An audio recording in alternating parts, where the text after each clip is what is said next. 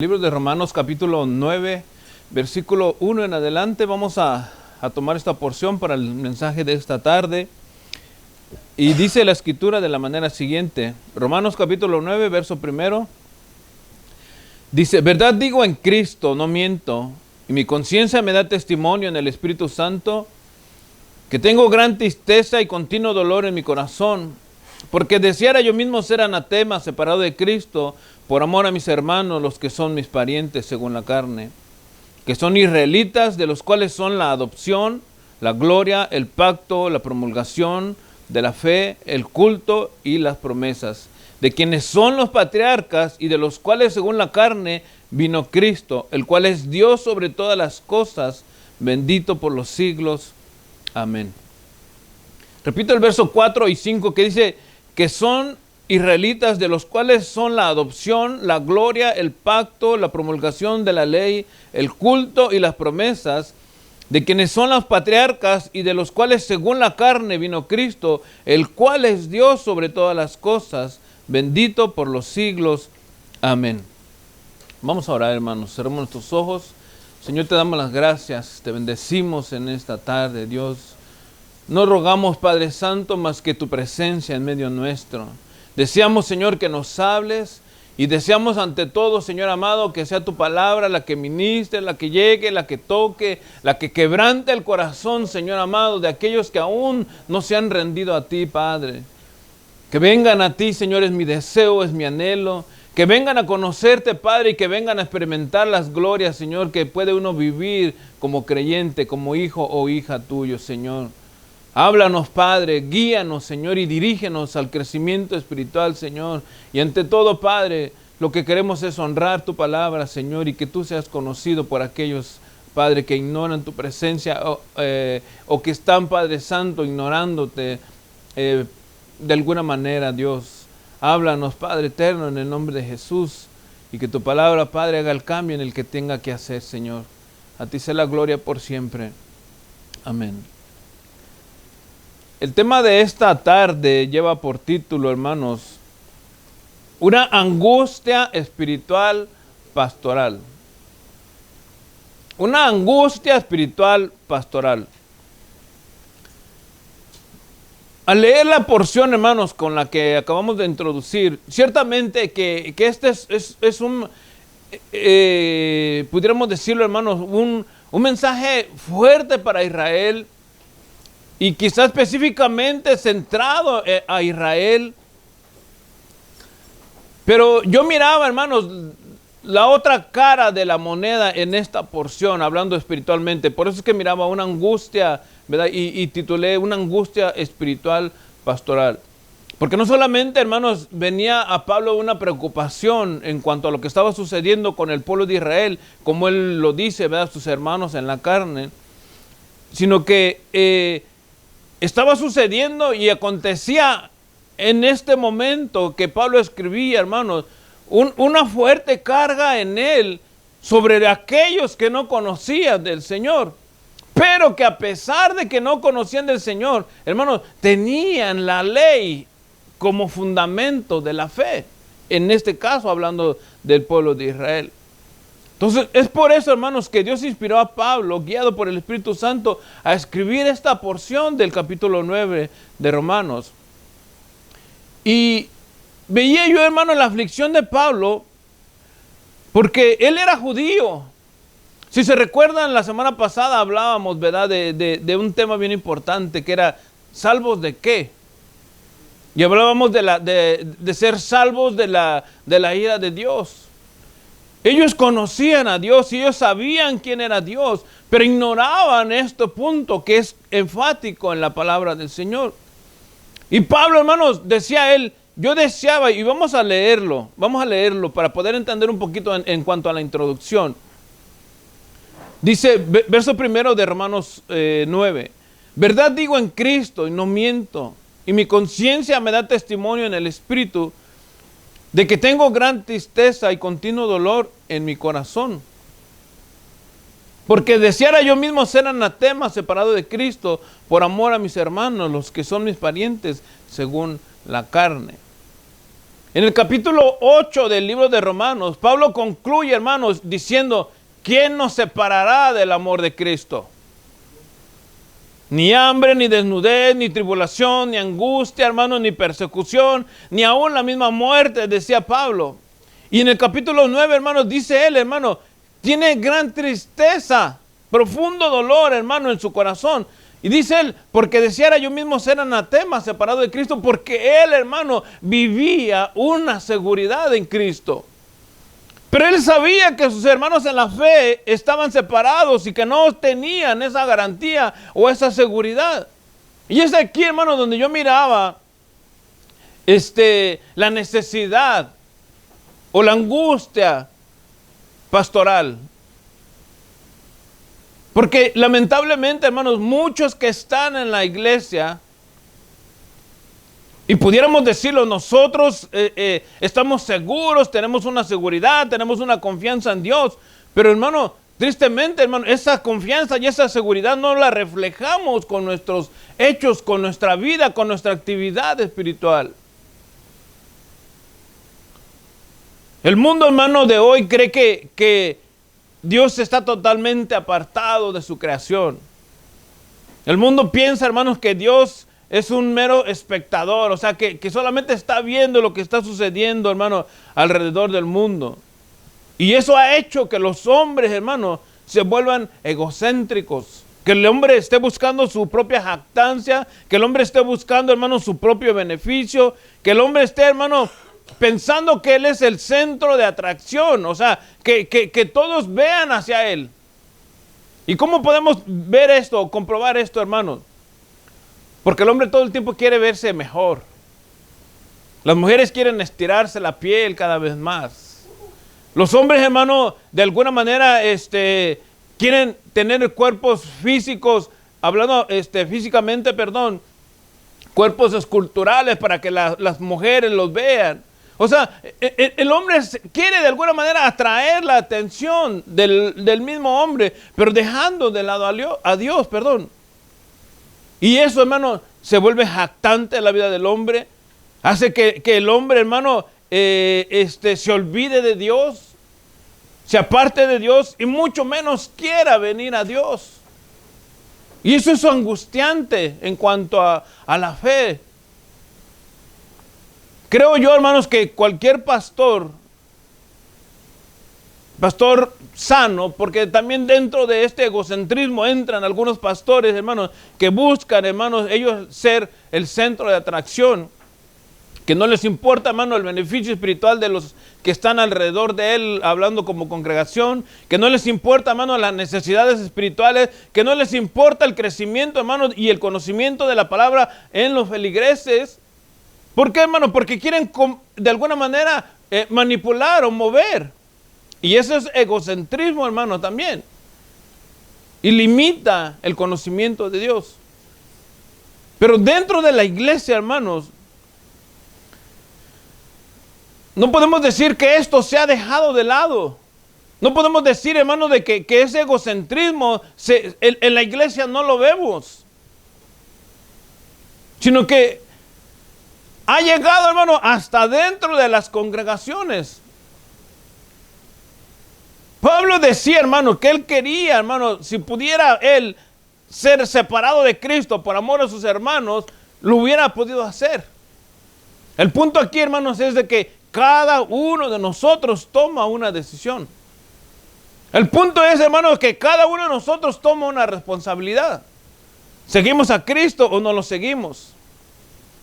Dentro de la iglesia, hermano, nosotros pudiéramos decir, no, pues yo ya estoy seguro, yo ya no necesito más nada, hermano. Pero ¿cómo está nuestra postura dentro de la congregación?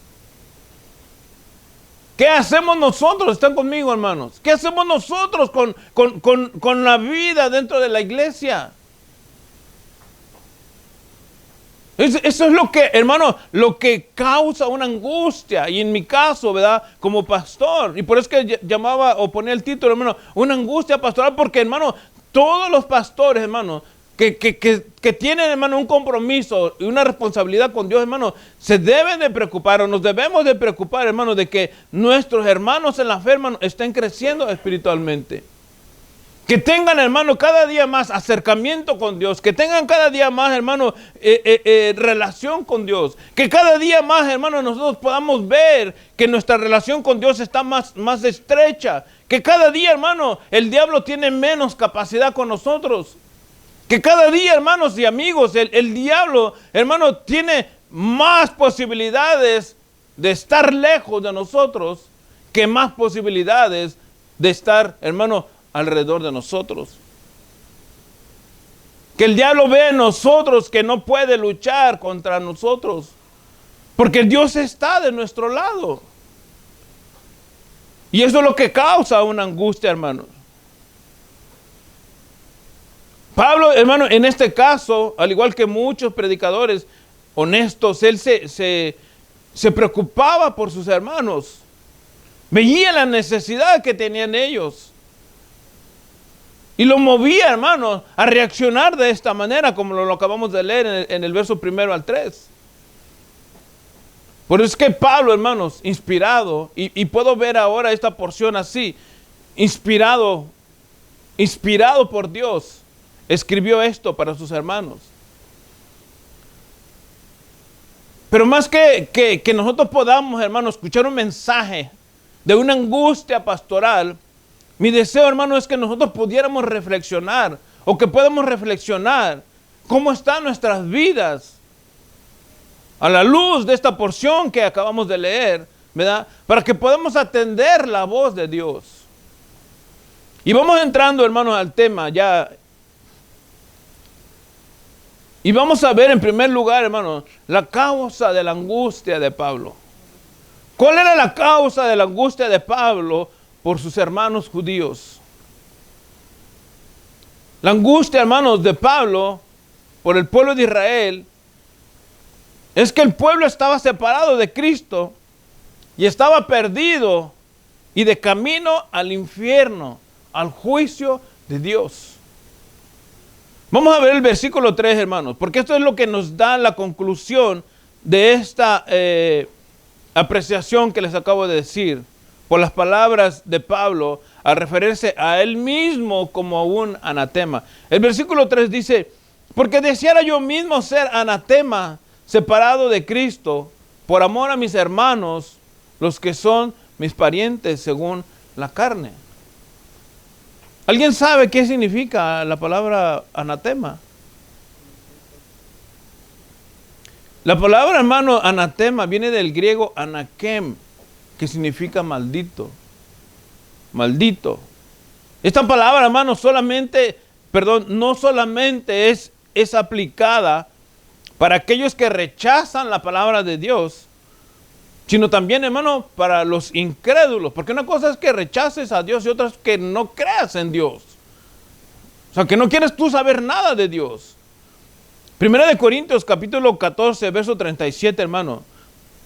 Pablo hace referencia también a esto de rechazar la palabra. Y por eso, hermano, es que él utilizaba esta palabra maldito. Primera de Corintios 14, 37 dice: si alguno se cree profeta o espiritual, reconozca que lo que os escribo son mandamientos del Señor, refiriéndose a la palabra. O sea, Pablo está haciendo énfasis, hermanos, a que no estaban recibiendo. ¿Por qué? Porque supuestamente había un título, había una posición, había un reconocimiento. Si alguno se cree profeta o espiritual, reconozca que lo que os escribo son mandamientos del Señor. Verso 38 dice: mas el que ignora, ignore. En otras palabras, sea un anatema.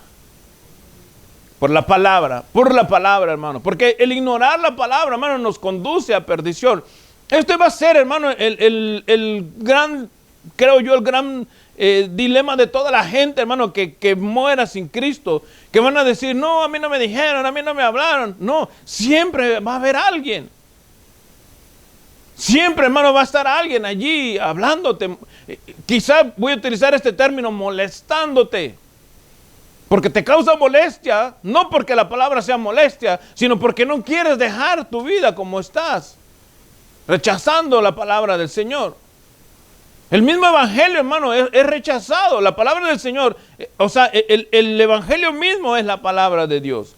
Gálatas capítulo 1, versículo 8 y 9, dice, mas si aún nosotros, hablando Pablo, y refiriéndose a él juntamente con los apóstoles, dice, mas si aún nosotros, o un ángel del cielo, os anunciare otro evangelio diferente del que os hemos anunciado, sea un anatema.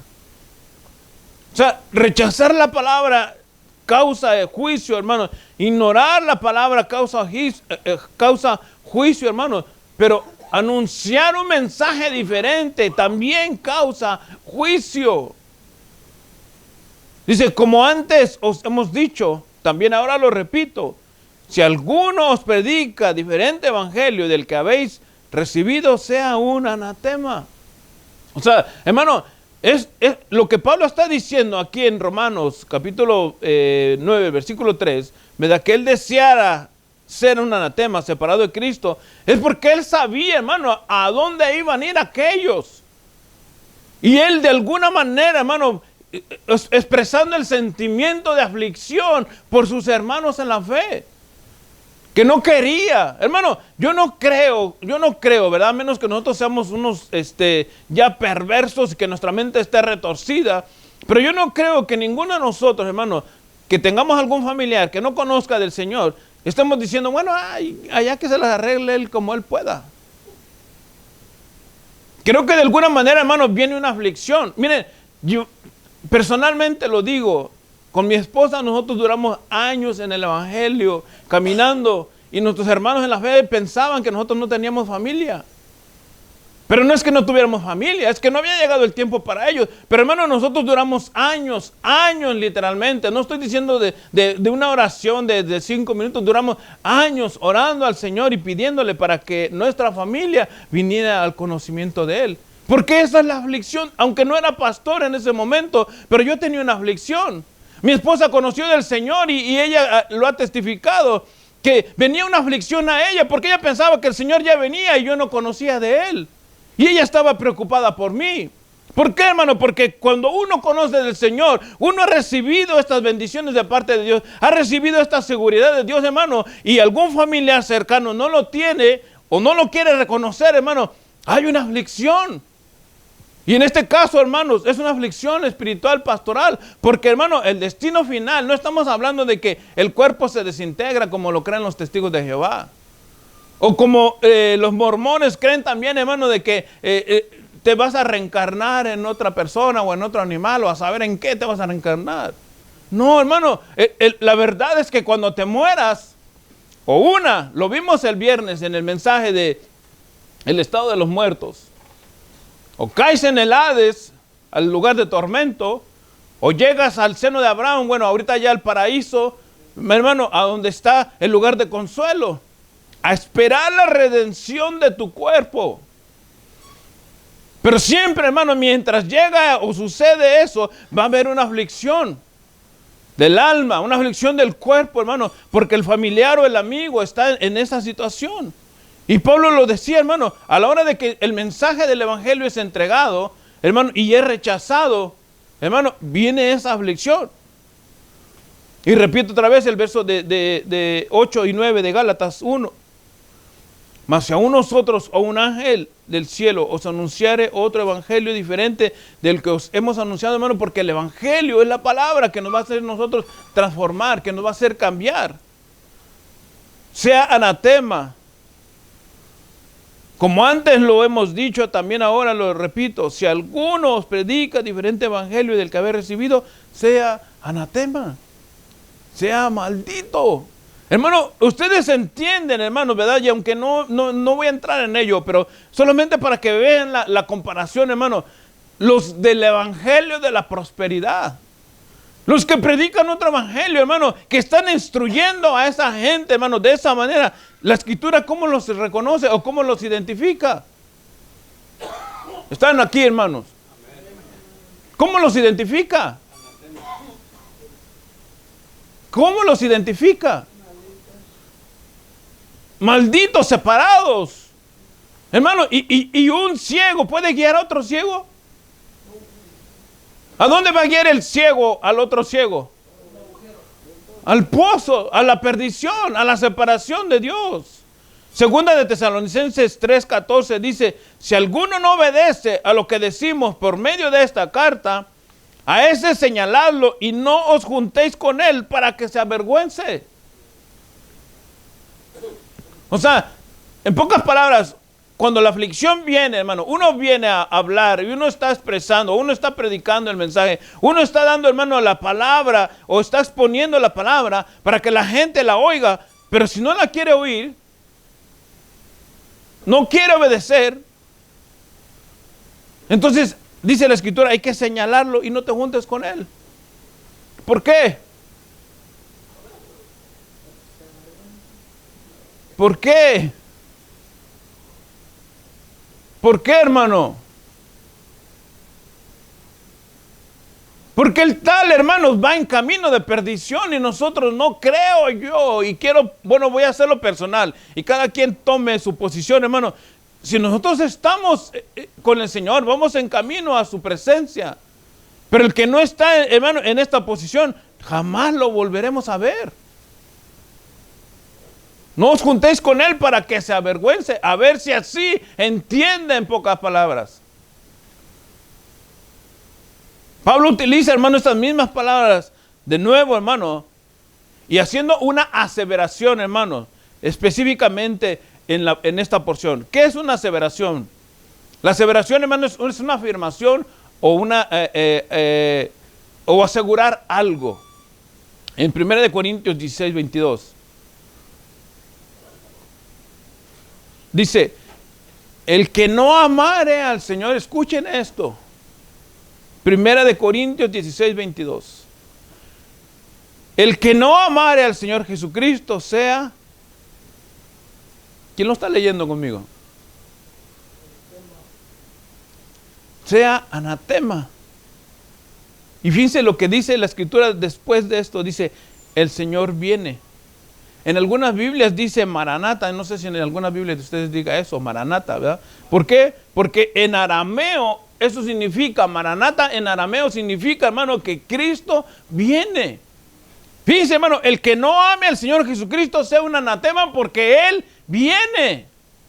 O sea, ven, hermano, la complejidad del no reconocer a Jesucristo y rechazarlo. ¿Ven por qué Pablo estaba angustiado por sus hermanos en la fe? Perdón, en la carne, como israelita. ¿Ven cuál es la aflicción, hermano, de uno como pastor cuando estamos allí, hermano, batallando, luchando, predicando, instruyendo, deseando que vengan y no vienen? Hermano, porque no es, hermano, solamente el hecho de decir, vengan a reunirse o vengan y congréguense. Hermano, mire, leamos otra porción. Esta no la tengo, pero me vino a la mente ahorita. Hebreos 10:25. Quiero que alguien la lea fuerte. Fuerte.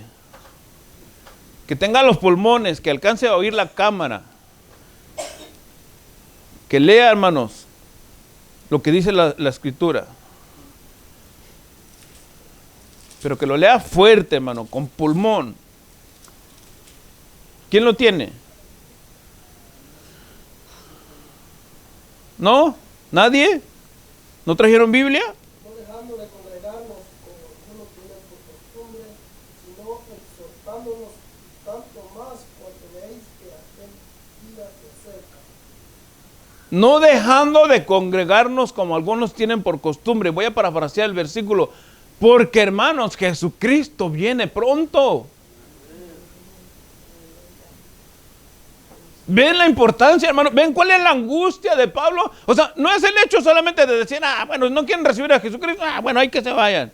No, porque hermano Pablo decía, ya no vivo yo, mas Cristo vive en mí. O sea, las angustias que sentía Pablo, hermano, eran de una persona, veámoslo así, hermano, que había entendido que él era culpable, reo de muerte, que tenía que haber ido al infierno, que tenía, hermano, que haber sufrido lo que sufrió Cristo, que tenía, hermano, que haber vivido como vivió Cristo, hermano, ¿verdad? Y muerto, si fuera posible, en la cruz, ¿verdad? Pero que ha sido redimido, que ha sido perdonado. Y que desea, hermanos, que todos aquellos que conocen, que no conocen del Señor, vengan a Él. Pero dice Hebreos 10:25, no dejando de congregarnos como algunos tienen por costumbre, dice, exhortándonos, cuanto más que aquel día ya está cerca, el día de nuestra redención, el día que Jesucristo regrese a levantar a su iglesia. ¿A una iglesia cuál? No oigo, ¿una iglesia qué? ¿Una iglesia vacía? ¿Una iglesia, hermano, que no anhele su presencia? Una iglesia, hermano, que esté, hermano, bueno, voy cuando pueda, voy cuando quiera, voy cuando tenga ganas.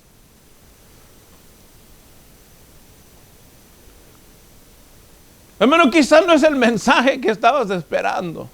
Lo siento.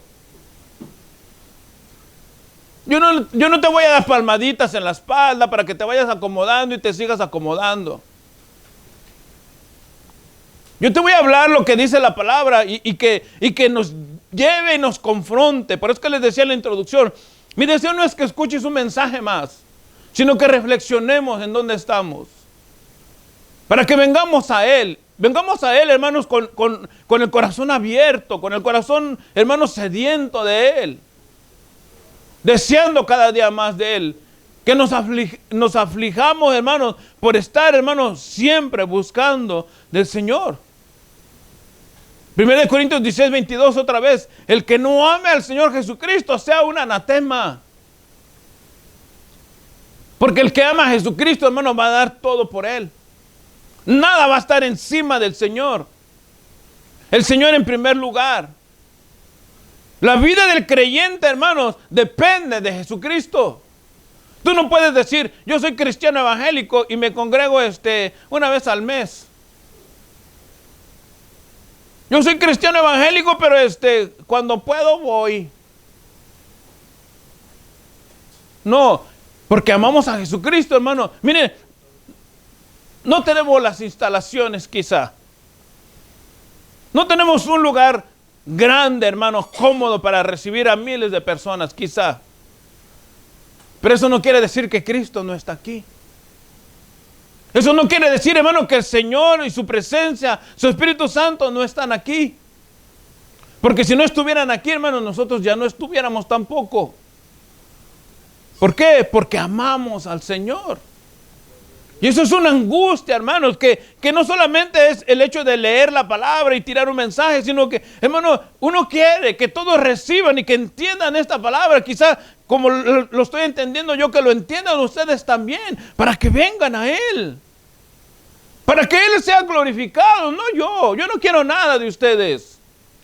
Yo lo único que quiero, hermano, es que a través del mensaje de la palabra, nosotros reflexionemos y seamos, hermanos, más nobles, más sencillos, más deseosos de venir a buscar la presencia del Señor. Esto era lo que angustiaba a Pablo. Esto era lo que a él le daba frío, si lo queremos ver de esta manera.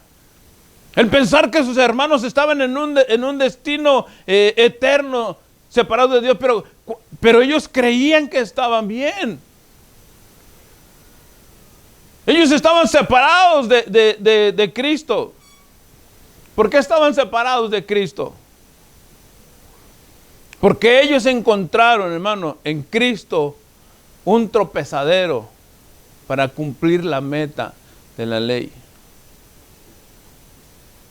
Cristo, hermano, cada vez que podía, Él los volvía a las Escrituras. Cada vez que ellos se enfrentaban, el Señor les hacía referencia a las Escrituras.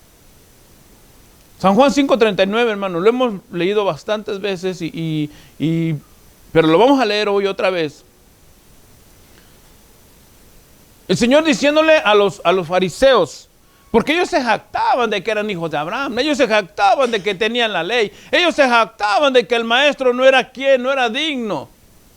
Entonces el Señor los refiere, pues, ok, vayamos a eso. Ustedes son los mejores, ok, vayamos pues entonces. San Juan 5:39.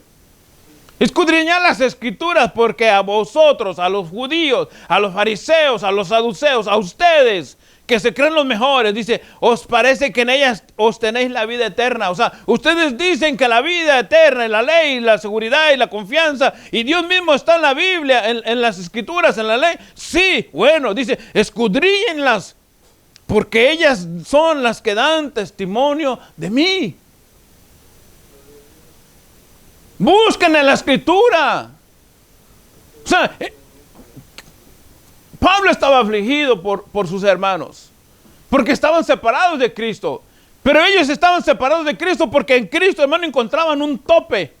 En Cristo no podían cumplirse. Ellos miraban lo que Cristo había hecho, hermano, como no correcto, conforme a las escrituras. Hermano, el hecho de haber muerto en el madero, decían, ¿cómo es que un hombre que es el Hijo de Dios va a morir en un madero? Si el que muera en un madero es maldito, según el libro de Gálatas. Pues no puede ser. Pero ellos no escudriñaban las escrituras. Ellos no se profundizaban en las escrituras. Si Jesús decía quién era, decir que era, hermano, es porque lo era. ¿Quién decía Jesús que él era? ¿El otro mensajero? Jesús decía, yo soy el otro profeta. Bueno, yo soy un profeta más. ¿Se recuerdan que Moisés dijo que vendría un profeta? Bueno, yo soy ese otro profeta. Veamos San Juan capítulo 1, versículo 9. Aquí nos da una referencia exacta de quién era Jesús al momento, hermanos, de la aparición de él en la tierra. San Juan capítulo 1, versículo 9. Porque estamos viendo esto, hermano, porque los judíos encontraban tropezadero en él. Juan capítulo 1, verso 9 dice, aquella luz verdadera que alumbra a todo hombre, venía a este mundo. En el mundo estaba y el mundo por él fue hecho, pero el mundo no le conoció. Aquella luz a lo suyo vino. Miren, aquí hay un juego de palabras que es importante que nosotros lo podamos ver. Dice, porque algunos dicen o leen a los suyos vino, pero no dice a los suyos vino, sino a lo suyo vino. Y los suyos no le recibieron. Voy a parafrasear esto. Él venía a cumplir un propósito de Dios en su casa, pero los de su casa no lo recibieron. Dice el verso 12, mas a todos los que le recibieron, a los que creen en su nombre, Dios les dio la potestad de ser hechos hijos de Dios, los cuales no son engendrados de sangre, ni de voluntad de carne, ni de voluntad de varón, sino de Dios. Y repite y enfatiza el versículo 14, dice, y aquel verbo fue hecho carne y habitó entre nosotros. Y dice, y vimos su gloria, gloria como del unigénito del Padre, lleno de gracia y de verdad. La gloria del Padre, hermano, manifestada en la presencia de Jesucristo. Hermano, cuando Felipe, aquí podemos ver, utilizando esta porción, cuando Felipe le dijo al Señor, Señor, muéstranos al Padre y ya está todo listo.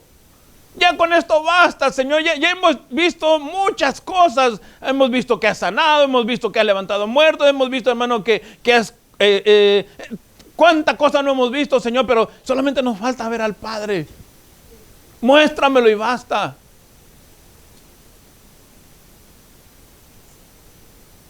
¿Y qué dijo? Felipe, mi hijo, aquí estoy. ¿Quieres ver al Padre? Aquí estoy, Felipe. ¿Por qué? Porque aquel verbo fue hecho carne y habitó entre nosotros y vimos su gloria, gloria como del unigénito del Padre. Jesús decía, el Padre y yo, uno somos. El que me ha visto a mí, ha visto al Padre. No me pidas fotos del Padre porque yo soy la imagen del Padre. Eso era, hermano, lo que tropezaba, era lo que los judíos no querían entender. Lo que los hacía a ellos, hermano, no llegar, digamos, a ese veámoslo así, hermano, ese clímax de la bendición de Dios. Porque ellos estaban, hermano, amarrados a las obras de la ley. Ellos se jactaban de que eran, hermano, descendientes o hijos de Abraham. Se jactaban, hermano, de tener la ley. Cuando se encontraron con Juan el Bautista, en Mateo capítulo 3, versículo 9, hermano, probablemente ellos iban, hermano, con su estuendo de vestuario, con su, hermano, pompa religiosa. Y la porción que vamos a leer de Mateo 3, 9, hermano, no dice que los judíos dijeron, sino que Juan les puso una stop. Y él enfatizó algo importante que ellos creían, pero que no tenían seguridad. Mateo capítulo 3, versículo 9 dice, y no penséis decir, eso estaba diciendo Juan el Bautista, y no penséis decir dentro de vosotros mismos, o sea, no estén maquinando en su mente. A Abraham tenemos por padre. Porque yo os digo que Dios puede levantar hijos a Abraham aún de estas piedras. O sea, si tú te crees y te sientes, hermano, hablando de Juan a los fariseos, se sientan los pavorreales religiosos, miren, eso no sirve.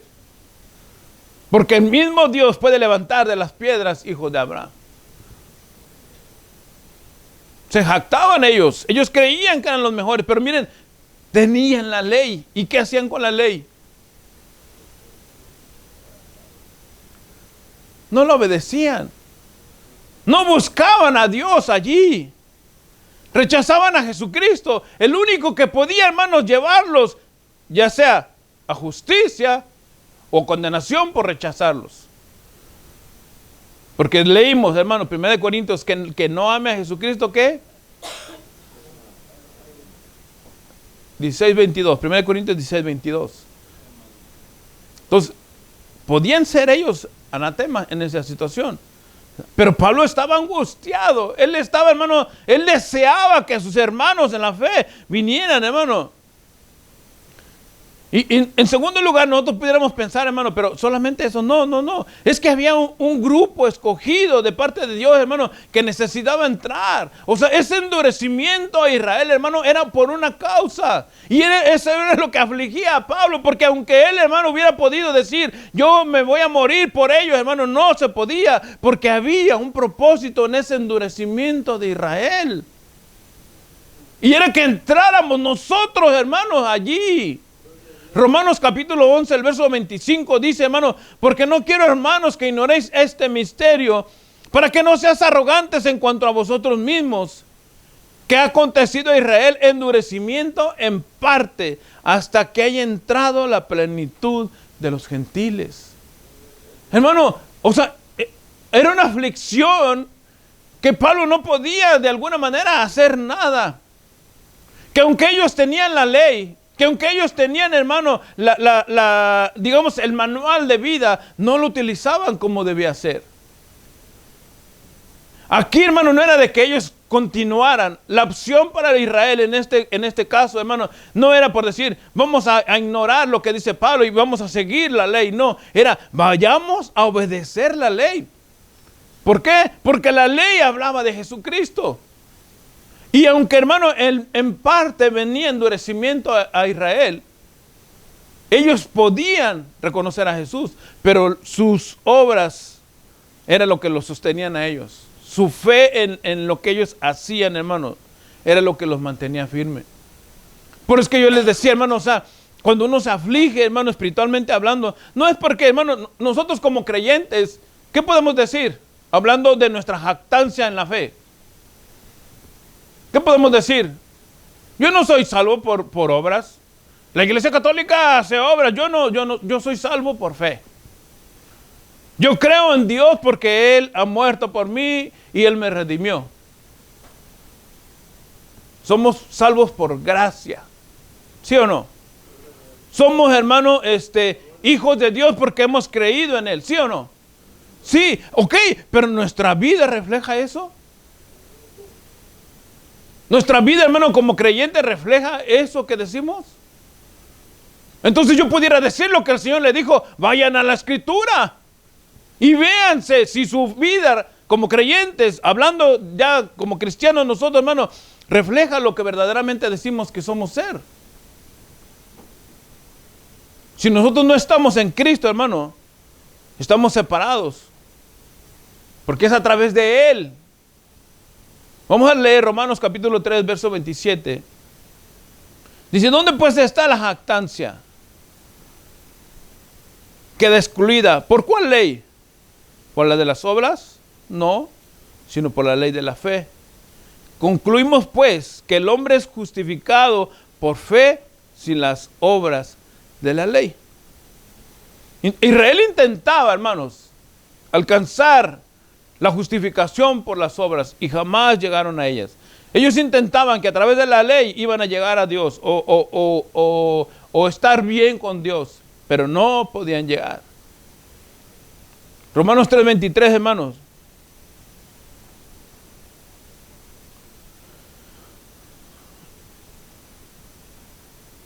Y vemos aquí porque es que ellos permanecían en esa maldición. Dice Romanos 3:23, la justicia de Dios por medio de la fe en Jesucristo, dice, para los que creen en Él, porque no hay diferencia, por cuanto todos pecaron y están destituidos de la gloria de Dios, siendo justificados, fíjense, gratuitamente por su gracia, mediante la redención que es en Cristo Jesús.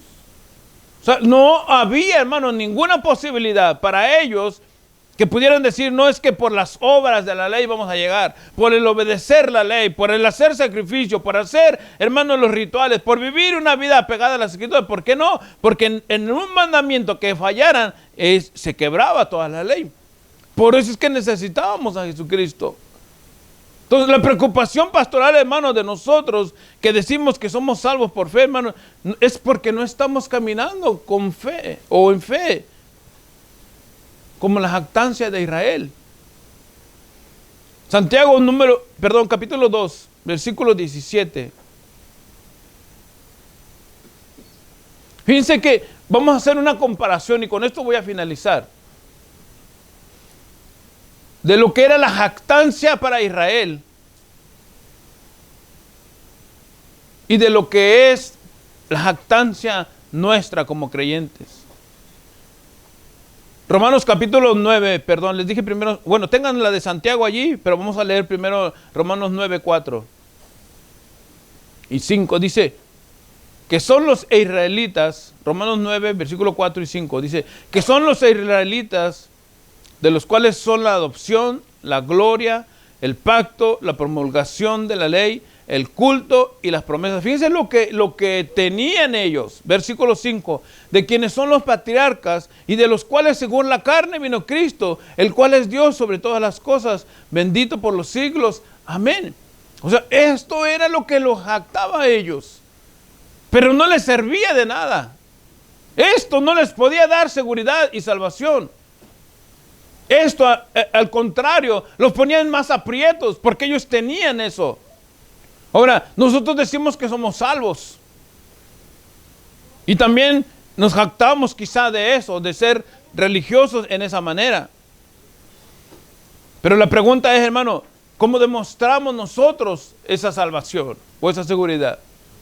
Santiago capítulo 2, versículo 17, hermano, al 20, dice: así también la fe, si no tiene obras, es muerta en sí misma. Esto no es contradictorio a lo que acabamos de leer en Romanos, y ahorita les voy a decir cómo o por qué. Dice, voy a leerlo otra vez. Así también la fe, si no tiene obras, es muerta en sí misma.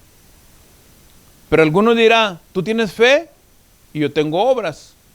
Muéstrame tu fe sin tus obras, y yo te mostraré mi fe por mis obras. ¿Tú crees que Dios es uno? Bien haces. También los demonios creen y tiemblan. Mas ¿quieres saber, hombre vano, que la fe sin obras es muerta?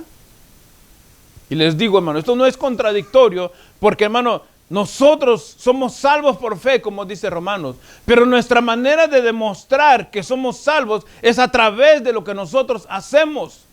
Por eso es que les decía, hermano, cuando está uno afligido espiritualmente hablando como pastor, hermano, es porque no estamos viendo, hermano, que nuestros feligreses o los miembros de nuestra congregación no están demostrando, hermanos, que son salvos por la manera que se comportan, o por la manera en que viven, o por la manera en que están relacionándose con Dios, que dicen que aman. Porque amamos a Dios, ¿sí o no? Pero tenemos que vivir como dice Dios. Tenemos que estar, hermano, cada día esperando a Jesucristo, hermano. Que cada día, no estoy diciendo encerrémonos en la casa, no estoy diciendo dejemos de trabajar, no estoy diciendo, hermano, apartémonos del mundo. No, estoy diciendo, hermano, que cada día sea como que Cristo viene ya. Que cada día cuando nos despertemos, hermano, le digamos al Señor, Señor, estoy listo. Quizás mirando al cielo, hermano, diciéndole, Señor, si tú vienes a hoy, estoy listo o estoy lista. Estoy preparado para irme contigo. Pero que no pasen días, hermano, meses, y nosotros no tengamos nada que ver con el Señor. Por eso es que Pablo decía, hermano, Santiago decía, así también la fe, si no tiene obras, es muerta en sí misma la fe. O sea, lo que tú has recibido de parte de Cristo, que tú dices que es tu amor, tú dices que Jesucristo es tu Rey, tú dices que Jesucristo es tu Señor, tú dices que amas al Señor. Entonces, hermano, dice, muéstrame tus obras, dice Santiago. De eso que tú estás diciendo. Tú tienes fe, yo tengo obras. Muéstrame tu fe sin tus obras. A ver, déjame ver, sin hacer nada, que amas a Dios.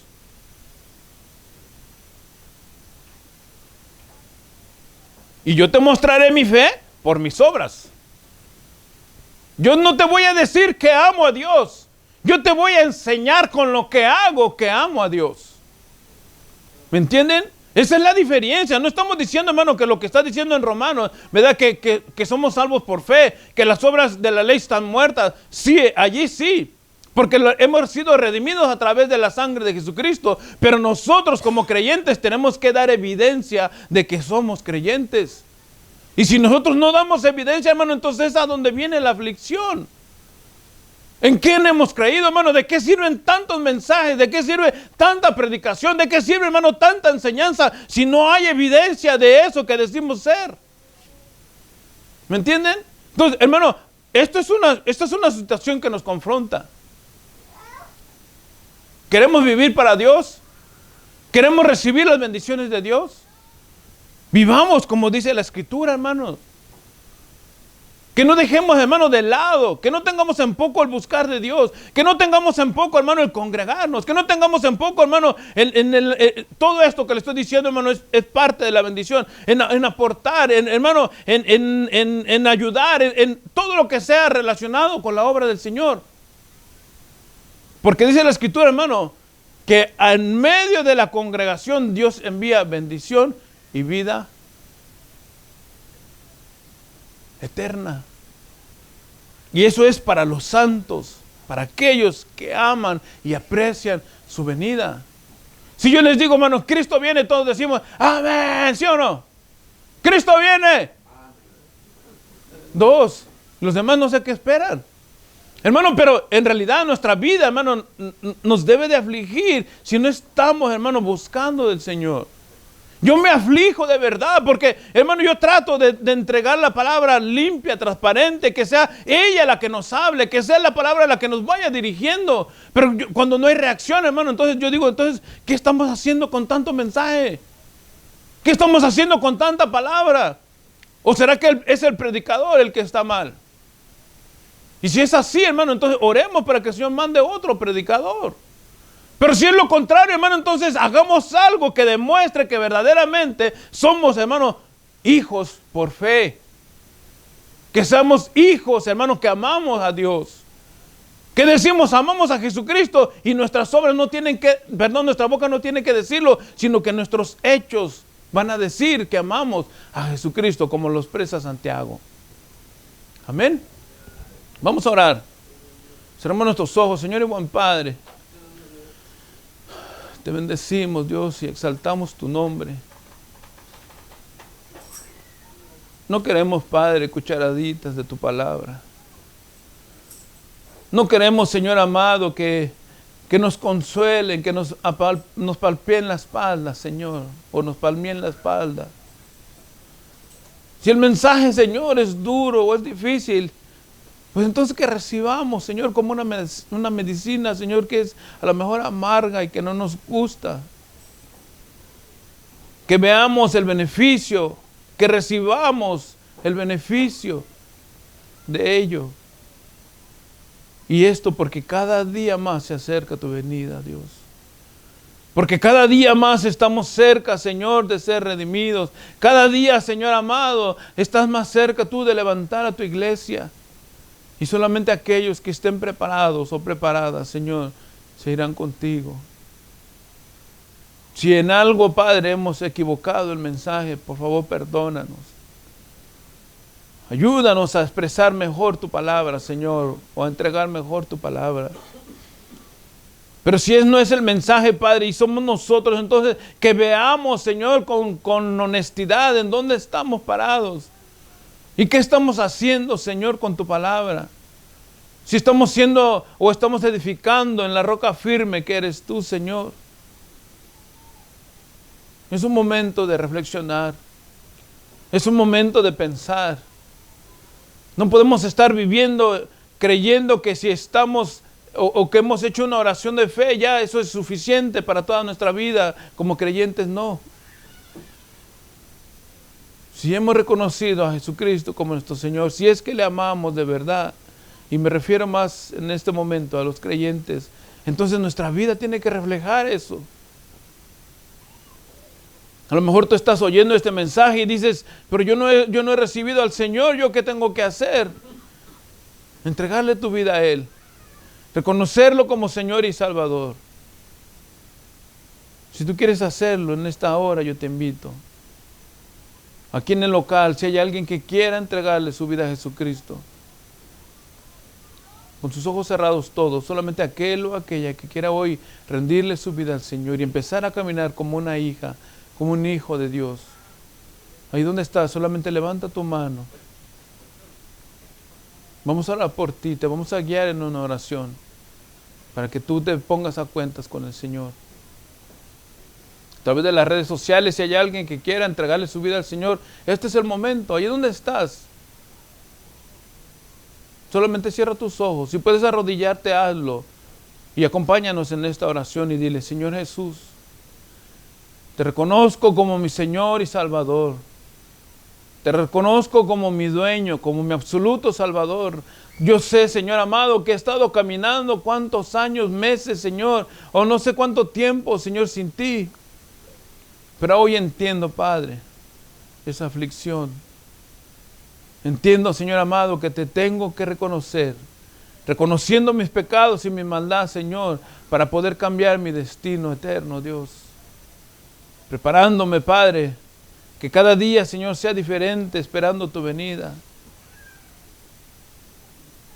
Perdona mis pecados, perdona mi falta, perdona mi idolatría, Señor. Perdona, Señor amado, el de estar viviendo, ignorando tu presencia, Señor. Arrogantemente, Señor. Egocéntricamente, Dios. Por eso te pido perdón, Señor. Te reconozco como mi único y absoluto Salvador. Y a ti te doy la gloria, Padre, en el nombre de Jesús. Amén.